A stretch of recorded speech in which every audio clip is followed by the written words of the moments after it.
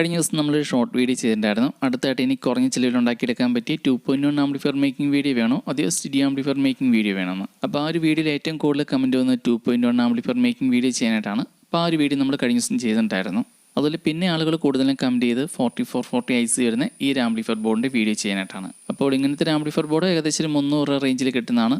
അപ്പോൾ ഇതുപോലത്തെ ആംപ്ലിഫയർ ബോർഡുകളിൽ ഇതുപോലെ ഒരുപാട് വയറുകൾ കാണും. ഇത് കാണുമ്പോൾ പലർക്കും സംശയമാണ് ഇത് എവിടേക്കാണ് കണക്ട് ചെയ്യേണ്ടതെന്നൊക്കെ. ഈ ഒരു ബോർഡിൽ ഇത്രയും വയറുകൾ വരാൻ കാരണം ഇതിനകത്ത് ബാസ് ഡബിൾ ബോർഡ് ഇങ്ങനെ ഇൻബിൽറ്റ് ആയിട്ട് വരുന്നതുകൊണ്ടാണ്. ഇതിൻ്റെ കണക്ഷനൊക്കെ വളരെ സിമ്പിളാണ്. അപ്പോൾ ഈ ഒരു ബോർഡ് ഉപയോഗിച്ച് നമുക്കൊരു സ്റ്റീരിയോ ആംപ്ലിഫയർ ഉണ്ടാക്കി എടുക്കാനായിട്ടാണെങ്കിൽ 3 വോളിയം കൺട്രോളർ, ഒരു സ്പീക്കർ സോക്കറ്റ്, ഒരു USB പ്ലെയർ, ക്യാബിനറ്റ്, ട്രാൻസ്ഫോമർ, ഇത്രയും മതി.